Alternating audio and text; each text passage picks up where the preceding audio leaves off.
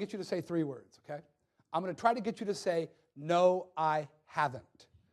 Don't let me. If you could fly anywhere in the world today, where would you choose to fly to? You're on your way to Honolulu, rough, turbulent flight. You feel airsick. Flight attendant walks up to you and asks, are you ill? You say yes. He asks, what would you like to drink? Coffee, tea, or milk? You're airsick. Which would you choose? You've heard this before. Yes, you have. Oh, she's close. My friend told me that in college. She said, you've heard this before. I said, no, I haven't. And I didn't even know why she was laughing. I said, I haven't. Then she twisted the knife. She says, yes, you have. I said, no, I haven't. 3 times I said it. You're good.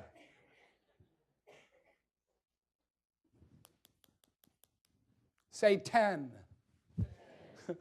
Some of you are going, I'm not going to play this one. Forget it. Spell 10.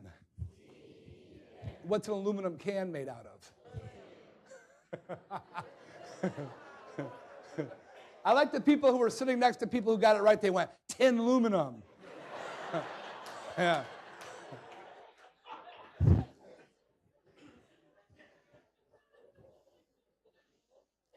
Everybody put your fingers up in the air.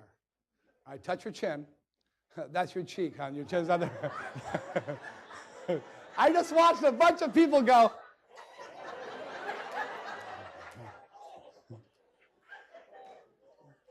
Okay, put your finger in the air. Throw it around in a circle. Knock, knock. Yeah.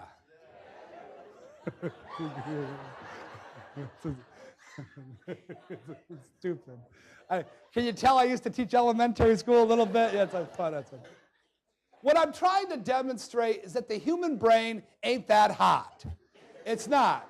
We have virtual playgrounds going on up here. It does not take much for any of us to make some kind of simple mistake. Here's the problem. People pretend they're perfect, especially at work. We walk into the workplace and we adopt these facades, these auras of supreme competence. And all of the authority poses come out. And when these people inevitably make some kind of human mistake, because the mistake contradicts the aura he or she is attempting to project, what do they reflexively want to do with their mistakes when they make them? Cover them up, hide them, or blame somebody else. Which is dangerous because when we hide our mistakes, they don't get fixed. If I conceal my mistakes from the rest of my team, they don't get the benefit of the knowledge of the mistake I made, and nothing prevents them from making the same mistake. And the person who makes a mistake is eminently the most qualified person to discuss how the mistake happened and how it can be prevented from happening again. Traditionally, is that person included in the plan of corrective action, or is that person excluded for blame sequencing? You know? Yeah. And how groups of people deal with mistakes together dictates their success or failure as a group. It's not how they work together when everything's going well. How do they respond as a team when a mistake's been made? If you want to see some groups that have historically not responded well to mistakes, let's talk about NASA. 1986, I was doing my student teaching in northern Maine when the Space Shuttle Challenger exploded. They knew the O-rings in the solid rocket boosters were deteriorating and had never been tested below a certain temperature. It was 9 degrees at Cape Kennedy that morning. You know what the going price is for swapping out O-rings in a solid rocket booster? 7 astronauts. If you doubt that, fast forward to 2003 when the Space Shuttle Columbia took foam strikes on the wings. The scientists pleaded to the administration to take satellite photos to determine the extent of the damage, maybe try for improvisational docking at the space station for repairs or a rescue. You know what they were told? Shh. The intoxication of momentum will keep human beings going in disastrous directions. Duke Medical Center, one of the pinnacles of organ transplant surgery. South American couple brought their daughter up. They put the wrong blood type organ in the child. Killed her. Doesn't matter how long we've been in our profession, how many initials are after our names. We are absolutely interdependent on one another to pursue excellence and to prevent mistakes and to speak up and to ask each other from all levels of an organization, are you sure? Are you sure? Are you sure? Are you sure? What stops us from asking that? Pride and fear. Ask me if I'm sure. Of course I'm sure. You ever want to ask me again? No, we never want to ask again, do we? I have a theory. I think it's very relative to this too. How many of you like to learn new things? That's what we say, isn't it? Oh, yes, I do. Yeah. I love to broaden myself. Let me rephrase the question. How many of you like to learn new things when other people are watching you? Oh, the enthusiasm has waned. Yeah, I have a theory. I think many of us are not comfortable learning new things while other people are watching because we all spent a considerable amount of our formative adolescent years in this place called high school, where your initial ineptness surfaces and your fellow high schoolers could be the cruelest beings on the planet. Doofus. Let me show you something. Everybody, please, put your hands like this. Now move your hands in a forward circle like this. Okay, stop. Now a backward circle. Okay, stop. Now one forward, one backward at the same time. No, just one forward, the other one backward.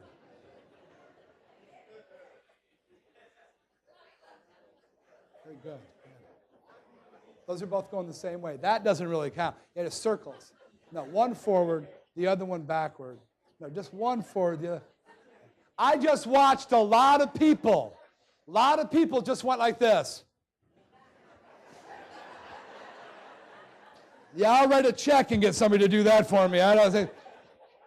We say we like to learn new things, but it's directly related to how difficult it is and how competent or incompetent will we appear while we're trying it. We all have a circle of competence. Some people have huge circles. They're good at a lot of stuff. Some people have smaller circles. They have specialties. I'm a specialist. Specialist. And we see something that looks interesting, and we step outside our circle, and we go. Specialist. Yeah. We like to stay in our comfort zones. Great example of this. How many people in this audience actually know how to juggle? Can juggle 3 things? 1, 2, 3, 4, 5. 5 people. Yeah, okay. We have 5 jugglers in this audience, and congratulations, you learned it. It's not the most difficult thing to learn, but I can show you how difficult it is by asking this question. How many people in this audience have ever tried to juggle before? Let me see your hands. So, we were motivated to learn it. It looked cool. It looked fun. We wanted to try it out. We got to our initial ineptness. What did we do? We quit. How many of you know how to ride a bicycle? Pretty much everybody. It's actually more difficult, I think, to learn how to ride a bicycle than to juggle. You have fine motor, gross motor, an unnatural sense of imbalance. You don't learn it, you fall. That's a pretty good incentive not to learn something. You know, nobody falls when they try to juggle. Look out, I'm going down. You know, it's like, yeah. And if I were trying to teach you something new today and you fell, and I said, well, try it again, what would you say? No, I fell. How many of you learned to ride bicycle without training wheels? Wow. How many of you still have training wheels? Yeah. Yeah, my dad, who was firmly in my choice world and my quality world and me and his, took me out to the lawn.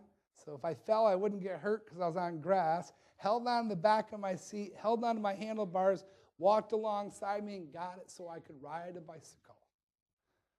Could I please have a volunteer? If you're worried about looking foolish, you don't know how to juggle. No. Give him a hand. Very brave. How are you, sir? I'm Frank. Nice to meet you, Patrick. Patrick, I'm going to teach you how to juggle. I'm not going to make you graduate to juggling balls. I just want you to stand and watch. I'm going to show you the traditional way to learn how to juggle. Okay. Traditional way is take one ball, go from one hand to the next, back and forth. I take a second ball. While this ball is on its way to that hand, I'll throw that ball over to the first hand. And this is the traditional way to learn how to juggle. The non-traditional way, which I think is a little bit quicker to learn, is to take two balls with one hand and play catch with gravity. I just keep throwing to the same spot, keep my hand in the same vicinity, keep my focus up, and just keep focusing on the throw. I'm not a great juggler, but I can do 3. I could do it with my mouth closed, too. Now, Patrick, these are training wheels for jugglers. Are you right-handed or left-handed? Right-handed. Have you hold this scarf, keep it open so it floats, in your right hand with your hand upside down.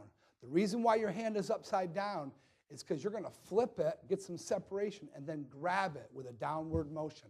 Flip, grab, flip, grab. Do that a couple times for me, please. Awesome. Try not to throw it so high. Sorry. Sorry. Had to. Now, to do, very good. Doesn't work low. To do 2 of them, you throw one, it starts to come down, throw the other one up and grab the bottom one. So you throw, grab, throw, grab, throw, grab, throw, grab. Try that again. Actually, throwing it high is a good thing. I'll throw mine first. As it starts to come down, throw yours up and then just go. Go. Awesome. Awesome. Awesome. Okay, give him a hand. All right. Thank you. Now, what's amazing is it's actually a little more graceful with your non-dominant hand. Hold that up like I showed you. Are you ready? Go. Awesome.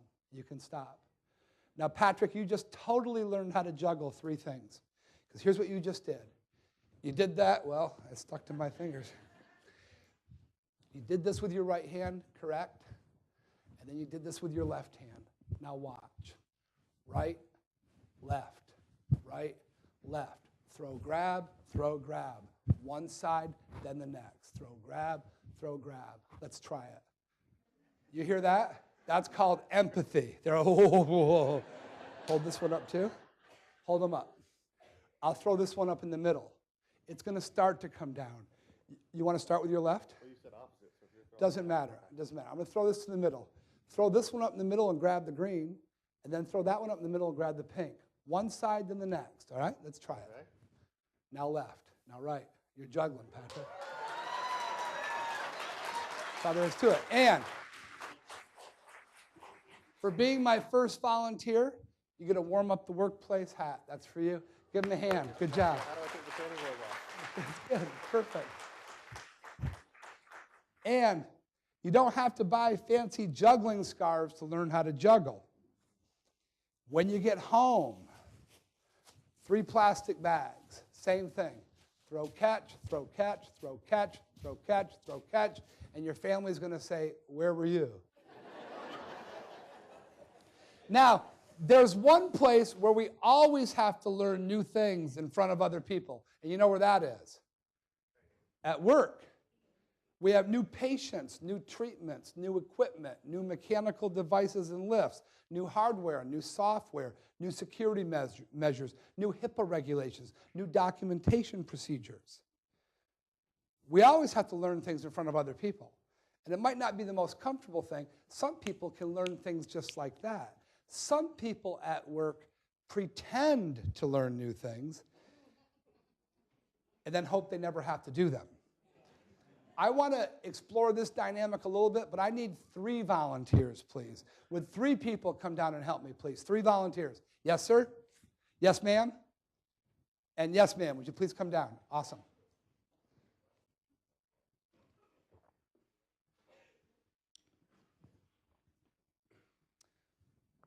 Would you please stand to my right? Would you please stand to my left? And would you please stand in front of me and face me? And you two face each other like we're playing cards at a small table, okay?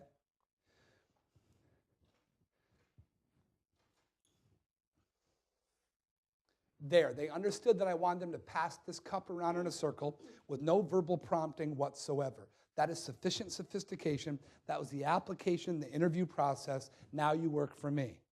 Now what we do in my workplace is we pass things around all the time, but we've developed a procedure so that we don't make mistakes, so I want to teach you that procedure. I'm going to hand you the cup, you hand her the cup, you hand her the cup, you hand me the cup. But you need to do it according to our procedure. Here's the procedure. I'm going to say, this is a cup. I don't want you to take the cup till you're sure it's a cup by asking me to repeat myself twice. So I will say, this is a cup. You ask, a what? I'll say, a cup. You ask, a what? I'll say, a cup. You say, oh, a cup. Then you take it. You hand it to her the same way. He'll say, this is a cup. A what? A cup. A what? A cup. Oh, a cup. I realize I'm being repetitious. I just want to make sure you understand the procedure. She's going to hand it to you the same way. She'll say, this is a cup. A what? A cup. A what? A cup. Then you'll take it and you'll hand it to me the same way. And the same with the ball, the brain, and the pig. Okay? Here we go.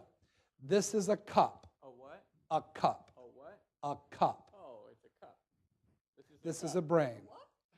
Now, all he had to do was turn to me and ask, a what? But you saw him. What he wanted to say is, oh, not now. Because there's not much that causes more stress than to be handed something to do when you're in the middle of doing something else. By the way, personally, where I believe most stress comes from is from an unrealistic expectation that things are going to go according to your plan. As soon as you realize that life is full of surprises, you'll find a lot of stress disappearing. So please take that. You take this. You're handing me the ball while she hands you the brain. I'm handing you the pig while you hand her the cup, all using the procedure I just showed you. Ready and go. This is a pig. A what? Now that's when you should have, and you got to say a what to him too. Now, my confidence is not too high. Now, let me introduce a little bit of human misbehavior into this dynamic. I have just finished explaining this to you 3 times. You hear it. You see it. I will talk more about what I call snapping behaviors in a little while.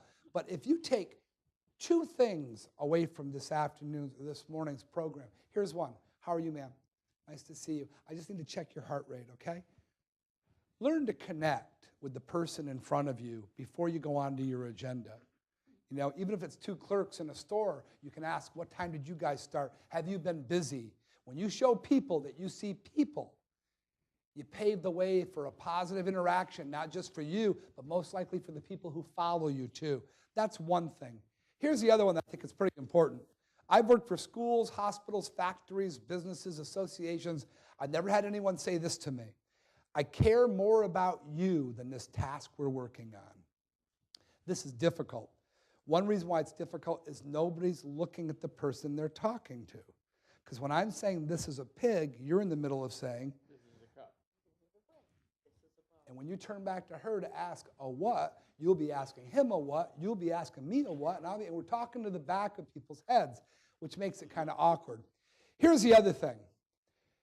You have permission to finish working on the task you're working on before you need to know what the other person's handing you. There's not a person in this audience who has the luxury of only having to focus on one thing at a time. We all have to multitask. But even when we are multitasking, you can only work on one task at a time. So watch how I do this. First off, I hold it in my left hand. So my right hand will be ready to take the next object when it's time to. But please don't respond to me. Don't respond to me. Watch how I do this. I'm working on the pig. This is a pig. A what? A pig. A what? A pig. Oh, a ball. You're going to say to me, this is a ball. A what? A ball. A what? A ball. Oh, what? oh. Oh, it's a brain. Oh, a brain. Oh, a brain. Very good. And you're going to say to her, this is a brain. A what? A brain. A what? A brain. Oh, a cup. perfect. And you're going to say to her, This is a cup. A what? A cup. A what? A cup. Oh, a pig. exactly. Now, here's the thing. You might be the first one to get it. You might be. That doesn't matter. We are not in a race.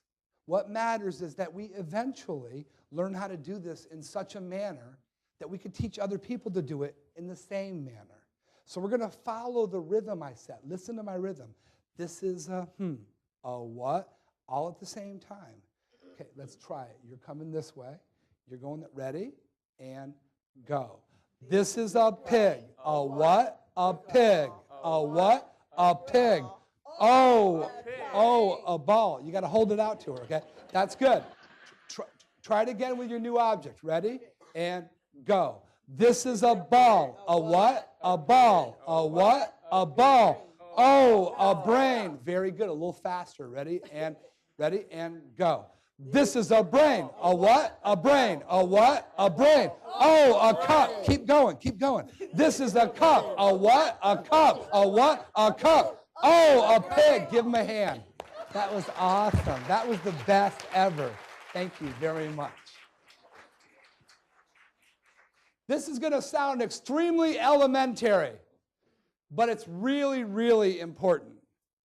In our learning dynamics, when we introduce and maintain kindness, then people feel a sense of belonging. They feel a sense of freedom to make a mistake without worrying about somebody coming down hard on them.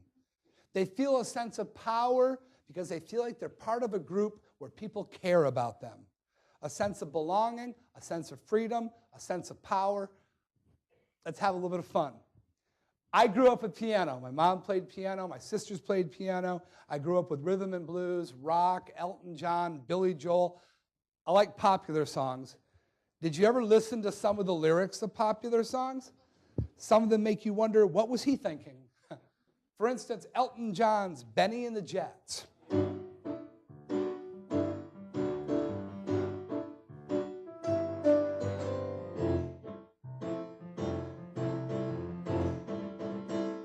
It's got a nice groove to it. Did you ever listen to the words?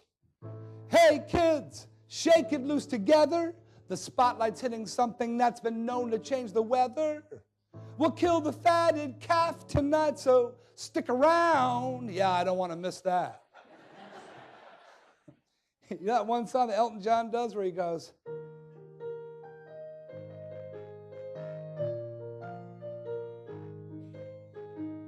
it's a little bit funny. You guys heard this one before?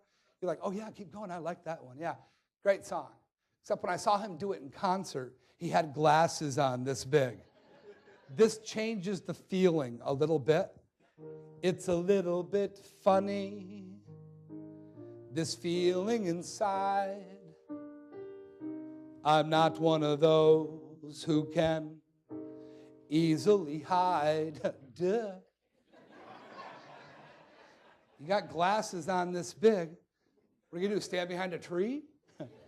You know that one verse where he sings, if I was a sculptor, but then again, no. Did you hear that little chuckle he put in there? Did you hear that? If I was a sculptor,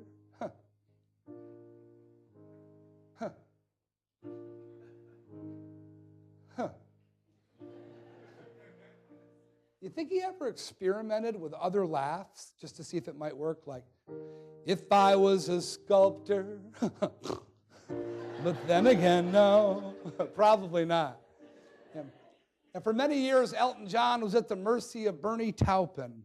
Bernie would write the lyrics and say, "Oi, Elton, here's a new one. Put some music to this one then." And Elton would have to get deep and expressive with Bernie's lyrics. She packed my bags last night pre-flight. 0 hour, 9 a.m. And I think I'll be high. Can anybody hit that note? High. As a kite by then. Not bad. High as a kite. Little simile there. High as a kite. I had to buy this album and take it home and read the lyrics to figure out what the heck he was singing in this one verse. I miss the earth so much. I miss my wife.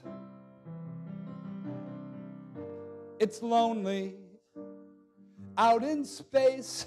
What did he expect? On such a timeless flight,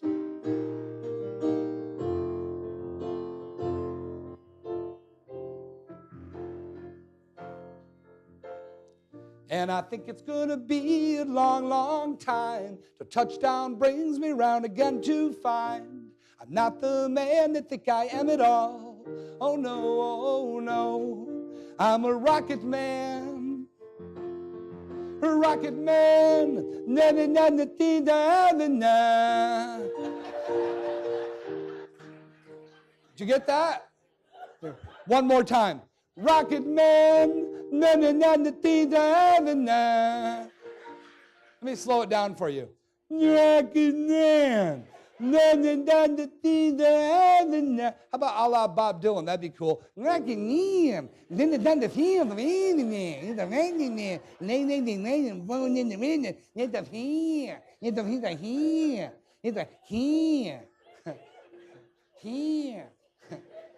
Actually, what he sings is, Rocket man, burning out his fuse up there alone. Then it gets deep again. Mars ain't no kind of place to raise your kids. In fact, it's cold as hell. And there's no one there to raise them. Welcome to the Mars Child Care Center. What the heck? I mean, I know what you guys got to be thinking. You wonder, is this guy a speaker or an entertainer or what? Well, your commander brought me in, and I feel the same way that you people are the cream of the crop. You dedicate the most significant part of your waking lives to the care and treatment of others and stability of the community. We believe you deserve to have your batteries charged a little bit. And so with your kind permission, I'd like to continue in this entertainment mode a little bit more. Is that okay with everybody? Cool. So I love the blues. If you don't tap your feet to blues music, then you have gum on your shoe.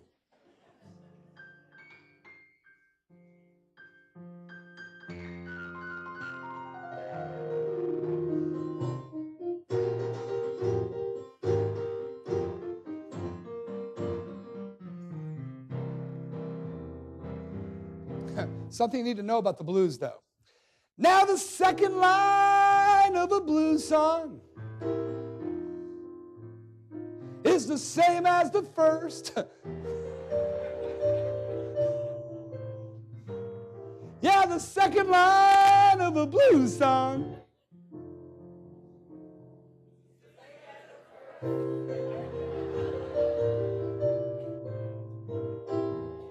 By the time you get to the third line,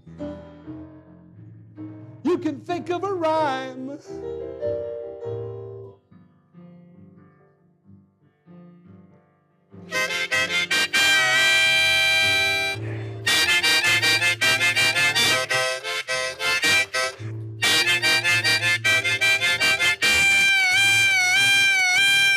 I love that part. Woo!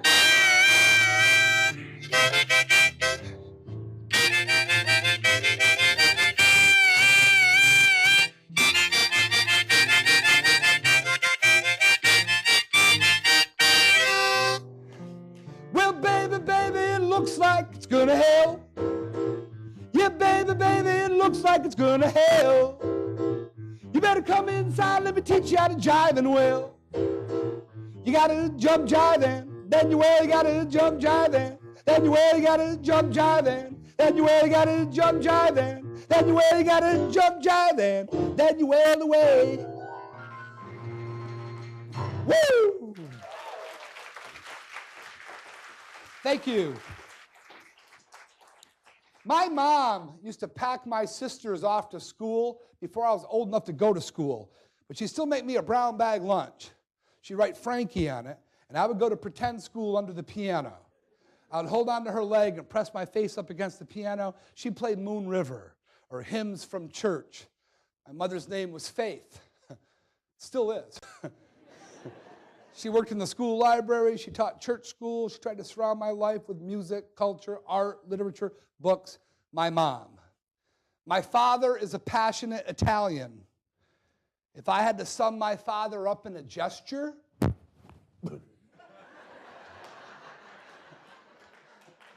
he was the principal of a school, the mayor of my town, an authority figure, but he still had that special knack that even if he had to scold me for some reason, he would find some way to turn it around, poke fun at himself, show his own fallibility, and get me to laugh.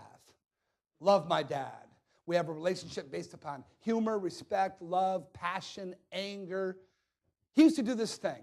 If I made a mistake, he would go, tell me to go on from there. My brother and sisters, when we make fun of him, we go, hey. He was not above the practical joke, as long as people didn't get hurt. He would hide in the woods, pretend he was a bear until my sister was terrified. Then he'd go just a little bit longer. Once he tied a firecracker to her kickstand.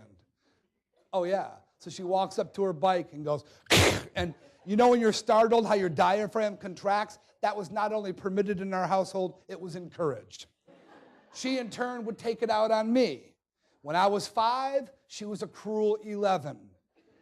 She would look past my head at a darkened window and go, oh my God. And I would involuntarily convulse out of the chair. You think that's funny? That's sick. But I got older, and I got smarter, and I got a little brother. Tony. He didn't have any younger siblings, and he's still not right today. I mean, you need somebody to push that off on. The stuff I did to Tony. To this day, I'll be driving to his house. I'll see from 3 blocks away, he's mowing his lawn. This is the devious mind. I think he can only hear the lawnmower. So I wait until his back is to the street. I drive my car right up on his lawn. Drive my bumper right up behind his legs and go, beep, gee. Says, that was a good one. We grew up in the same house. You give credit where credit's due. You got me. Oh, the stuff I did to Tony. We grew up in the Adirondack Mountains of New York State. We would spend all day in the summer in the lake. Once I said, Tony, watch how far I can swim underwater. He says, okay. I dive in, take a left, and get out of the lake. Tony's going. I mean, that's cruel, but it's funny. Once we were at the beach, bunch of kids swimming. Tony had this bright green bathing suit on. I wait till he's not looking. I submerge. I swim under. I swim right up to that bathing suit, grab onto it, yank it down to his ankles. I came up and it wasn't Tony. Some other kid. I come up and go, oh. Tony says, all I know is this kid next to me goes, ah. Oh, and the best practical joke when we were growing up. My dad had rented a cottage, a camp, wooded hillside, dock, lake, 10 o'clock at night. Tony and his friend David are fishing off the end of the dock. They're like 10 years old. My dad and I are up in the screened-in porch playing cards. We can hear their voices. You know how voices carry on the water? We can hear them. They decide to go for a swim. Now, we come from rural America. If it's 10 o'clock at night, you want to go for a swim. You don't go up to the camp and put a bathing suit on. Just take off your clothes and jump in the lake. So Tony and David are skinny dipping in the lake. I turned to my father. I said, Dad, I'm going to scare Tony. My father goes, be careful.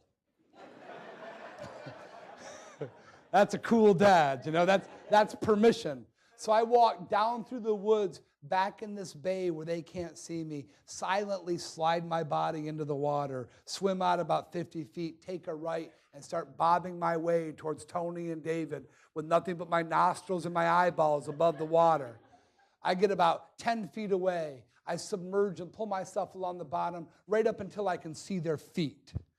This is right around the time of the movie Jaws. And you know when you push yourself off the bottom of a lake or a pool, how far you come exploding out of the water? I can just imagine what this looked like. Here's Tony and David. Woo! Woo! I'm right between them. I come up and go. Tony ran across the top of the lake. I swear, right across the top. David splits the water in half. Meanwhile, my dad had worked his way down the shore. He's standing there with a camera. These two naked boys come running out of the lake. My dad snaps a picture. There's this blinding flash, and Tony is so incapacitated with fear. All he knows is there's something bad out there. He sees the flash in the camera, and he goes, lightning! This is my childhood. I have my mother.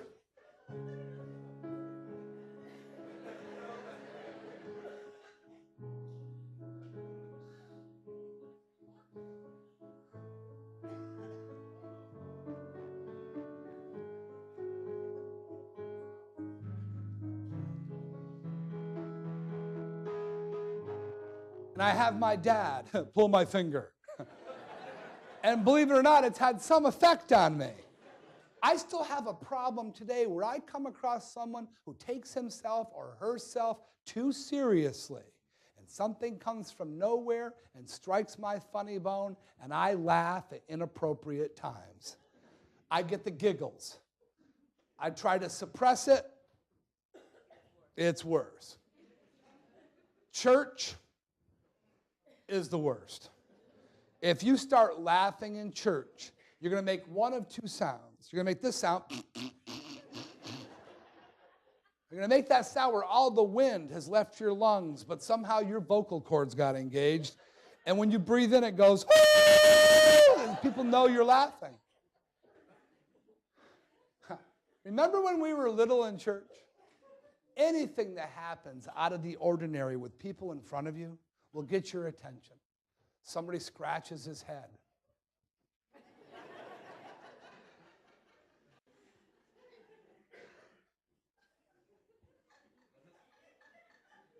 Somebody sneezes. Somebody opens a cough drop. That's food. They rattle paper. You're like the puppy dog. You do the hand-to-mouth thing. When I was 10 years old, I was with my mom in church when this man dropped his Sunday church bulletin. It fluttered into the aisle.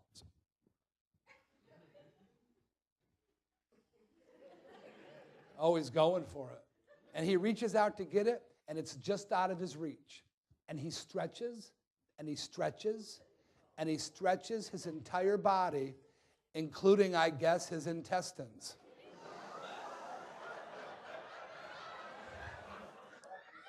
And this wind came out of his bottom, and I lost it. And I could not find it again. And my mom is saying, stop it. Stop. Stop. That's not funny. It's not funny. I'm 10 years old, and this guy just ripped one on a pew. You should have heard it. It was on wood. It was loud. Finally, my mom grabs me. She whooshes me out. She marches me to the back of the church. We get 5 feet from the door, and God bless her, she starts laughing. Audibly, we went out the door.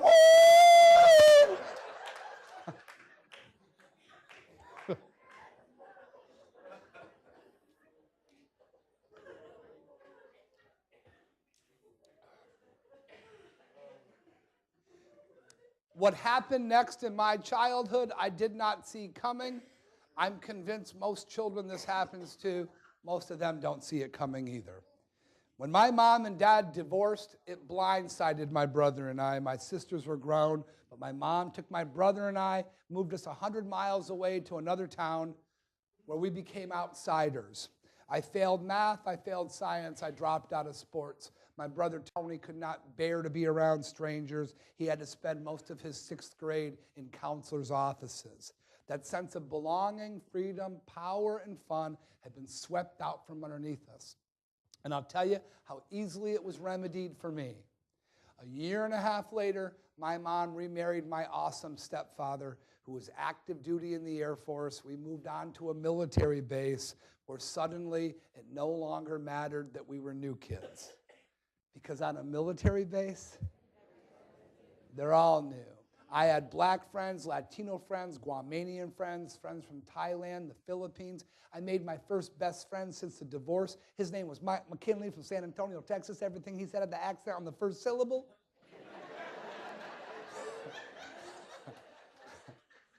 And we were inseparable. We were proclaimed best friends. You know how good that feels when someone says you're his or her best friend? That's all it took. One good friendship to recapture that sense of belonging, freedom, power, and fun. So I put all of my proverbial emotional eggs in the Mike McKinley basket. And guess what happened? His dad PCS'd, Mike moved, and that one was more devastating to me at 16 years old than my own parents' divorce, because that was my relationship. My newly acquired stepbrother and stepsister, who were acclimated to this transient lifestyle of moving base to base to base, said, Frankie, you can't get too close to people. You got to keep your distance. And that's when I learned it. That's when I learned detachment as a means of self-preservation. I became really good at what I called a cool goodbye. I can't believe you're leaving. My life won't be the same without you. See ya.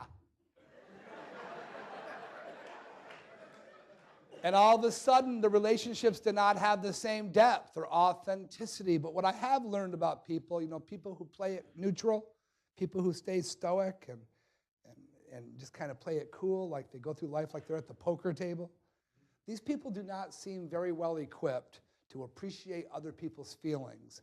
Because in order to appreciate other people's feelings, you need to have your feelings in play a little. Learning detachment prepared me awesomely for my first career. I was baptized by clinical fire.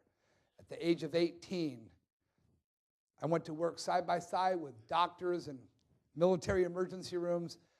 On the 3rd day of my training, they brought a 19-year-old airman in who had quietly driven his car off into a field, connected a vacuum cleaner hose to his exhaust pipe, put the other end in the back seat, and went to sleep forever. And at 18 years old, I did CPR on him and watched as I circulated the cherry red carbon monoxide poison down through his face, his neck, his chest, his arms. His 18-year-old wife came in. He was 19, she was 18. They had an infant son. She collapsed on him and broke down into the sobs of the child she was, and I can honestly say, that I was not moved by that. I'd been trained. I had learned detachment. A week later, Shauna came in. A little 3-year-old girl had reached up on the stove, grabbed a pot of boiling spaghetti, pulled it down upon herself. Shauna had a 2nd and 3rd degree burn. She had a 2nd degree burn blister that connected her jaws to her hips. If you know about a 2nd degree burn blister, you know it's a natural sterile dressing that keeps the wound underneath from getting infected. However, when the blister breaks, the wound needs to be debrided. And at 18 years old, for 10 days in a row, I would strap that little girl down on a papoose board so she could not move, and I would scrub her chest while she writhed underneath me and used every single word in her 3-year-old vocabulary to convince me to stop. Please, ow, mommy, sorry. And here's what's amazing. When I'd finished cleansing the wound and putting Silvadene ointment down and adaptic bandages and wrapping her up in Curlex gauze, that little girl would lift up those trembling, sweaty, tear-streaked arms and wrap them around my big neck and give me the most authentic of 3-year-old hugs. Me. She'd hug me that way. The one who was causing her the pain. I didn't understand it then. I wished I'd had. But I think I got it now. You see, at 3 years old, Shauna had never learned detachment. She saw the world in her 3-year-old perspective, and what she was doing was giving me exactly what she needed the most. And today, I take a profound adult lesson from this: to learn to give what I need the most. At that point in my career, I became further and further alienated from the feeling world. I became so detached that my own father became seriously ill. I went home on emergency leave. I could not find my sick dad. I could only find another patient for whom I could provide expert care. I could flush his IV and lotion his back and shave him. And while he was appreciative of my efforts, he missed me. And so did I. In 1979 at Myrtle Beach Air Force Base, South Carolina, a man named Robert came in with epigastric bleeding. He had esophageal varices, ulcers in his esophagus. One of the ulcers had opened up directly over an artery. He was essentially bleeding to death. We had doctors, nurses, blood transfusions. Bleeding on the stomach causes a volcanic burning. I had put a nasal gastric tube in him, was lavaging his stomach with Maalox, trying to make him feel more comfortable. What was amazing to me is this man's face is this far away from me, and I'm not seeing him. When I sensed something penetrating my at-work, clinical, and professional veil, and I made eye contact with Robert, kind eye contact. And when I did, he looked me square in the eye and he said, "Thanks." And he was not thanking me for my professionalism. He was thanking me because he was scared and alone at his life's most critical moment, and what he needed from me the most was the feeling that I was there with him in that way. That's the one that got me back. That's the one that made me realize I had not been feeling a sense of belonging, freedom, power, or fun, certainly not when I was at work, because I wasn't looking to. That's the one that made me ask myself, what are you doing? How dare you come into this arena of human service and not connect authentically with the people around you? Who do you think you are? Now, I realize in this environment, we need to keep some things back for ourselves, or else we'll crash and burn. But we do have a capability. And for the next 2 years, I exercised it. For the next 2 years of providing direct service in military emergency rooms, I like to think that I became the best paramedic in the world that I could be, where I started to show people that I saw them as being someone's son or daughter, mom or dad, brother or sister.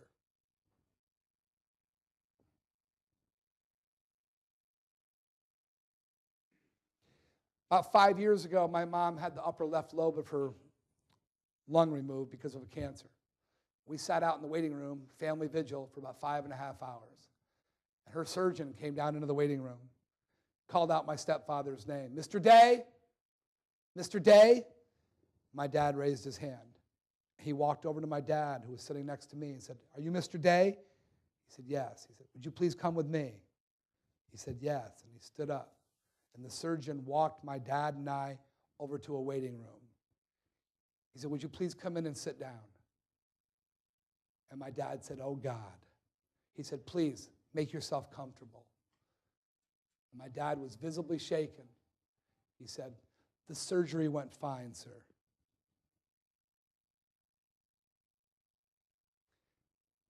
Do we know the effect we have on people? Do we know it? Could he have said the surgery went fine out in the waiting room before he spent about 40 seconds walking us through the waiting room, tell him to sit down and make himself comfortable? Either he doesn't know the effect he has on people, or worse, he was holding some sort of power. At 24 years old, I got a little bit disenchanted with the medical field. A lot of egos in the medical field. Some huge egos. So I went into education. And guess what I found there? It's amazing they make necks strong enough to hold up some of those heads. I've actually met teachers who don't like kids. But I've met doctors and nurses who don't seem to like patients very much. And I've met hotel workers who don't like guests. It's like this job would be great if it weren't for the customers. I'm talking about the workplace. This place each one of us spends most of our waking time. The first book I ever wrote was entitled Cherish.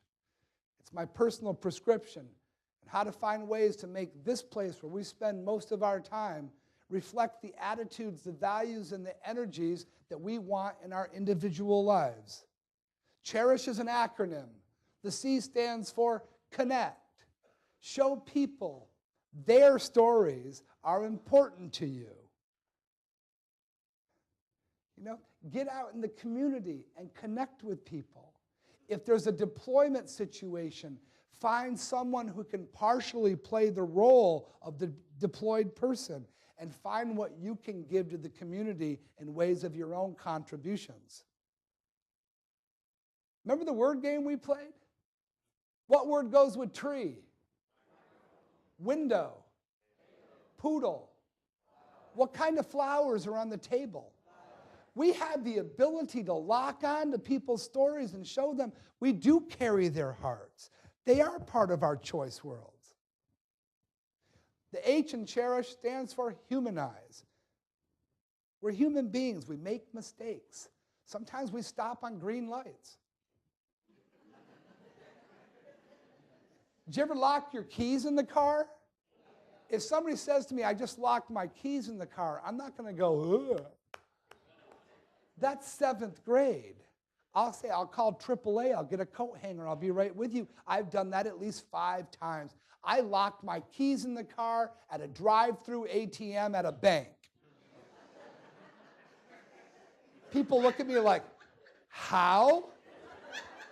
I live in the extreme northern part of New York. We see 38 below zero.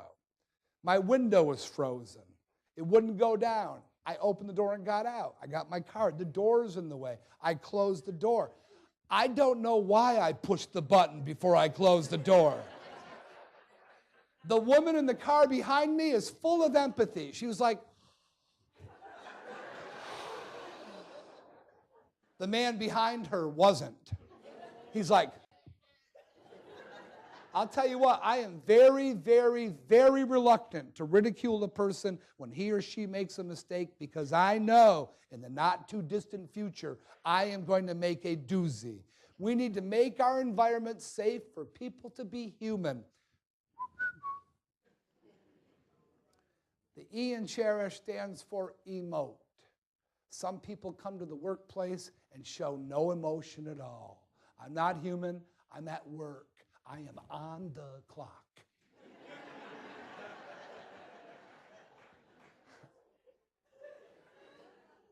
Here's an observation of mine in life which I believe is valid. See if you agree.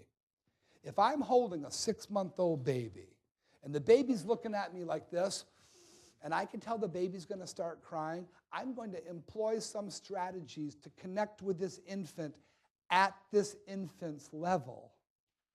You know what I'm talking about. I'm going to raise my eyebrows, I'm going to put a smile in my eyes, and I'm going to say, hey, it's okay, look at you, big boy, look at you, yeah, yeah. 2 of my friends can come walking in the door. I'm not going to go, what are you doing this? How you doing, baby? No, because my need to feel a sense of connection and competence with my peers takes a back seat to my willingness to animate myself to connect with this 6-month-old baby. And I don't believe there are many people in this audience who would not animate yourself to connect with a 6-month-old baby. Is this true? Would you do it for a 3-year-old? 5-year-old? Don't we even find ways to animate ourselves somewhat for our teenagers, to show them we appreciate what's going on in this painful adolescent brain damage state that they're in right now?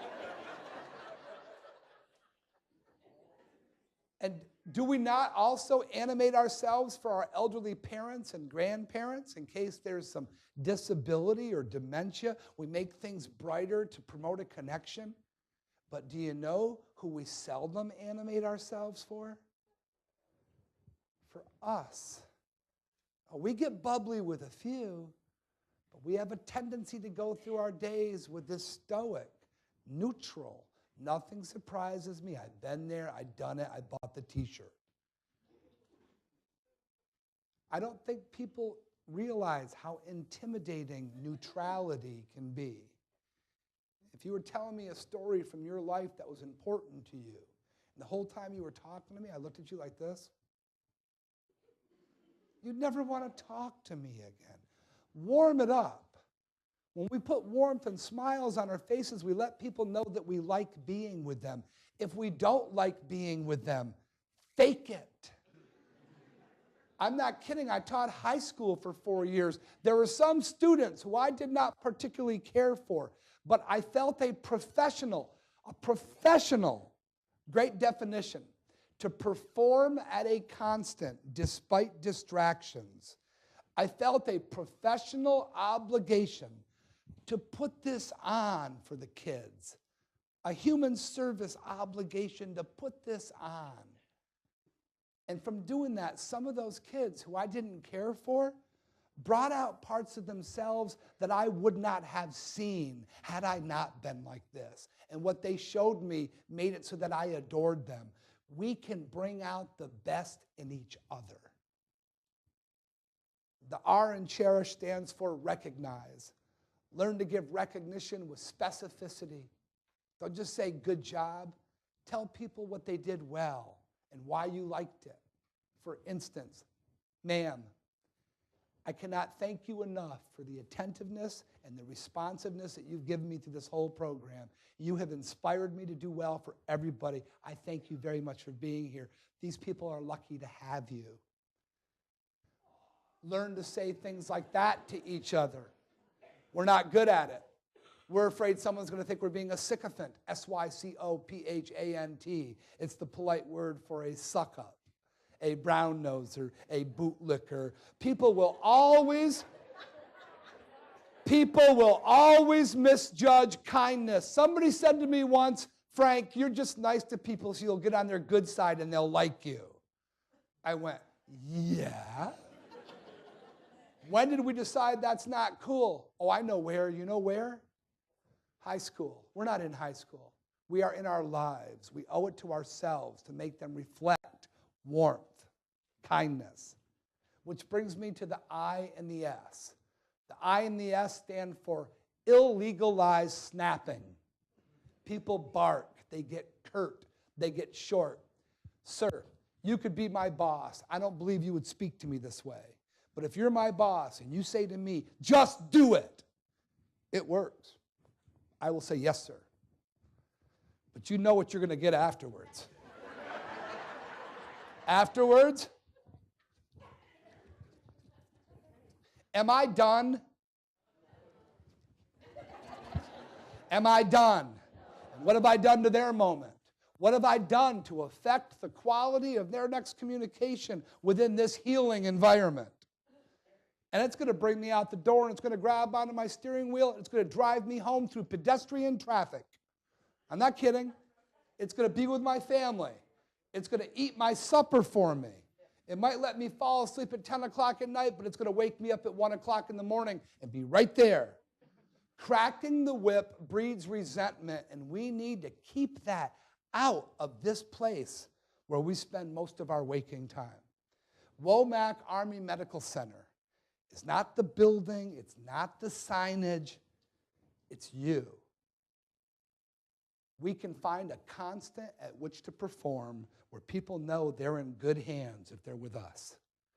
If you connect, humanize, emote, recognize, illegalize snapping, the last one's easy. We harmonize. There are no two people in this audience, medical center, state, or nation who've ever had a perfectly identical experience. We're all looking through different filters. You and I can see the same thing at the same time. We're seeing different things. Last three things.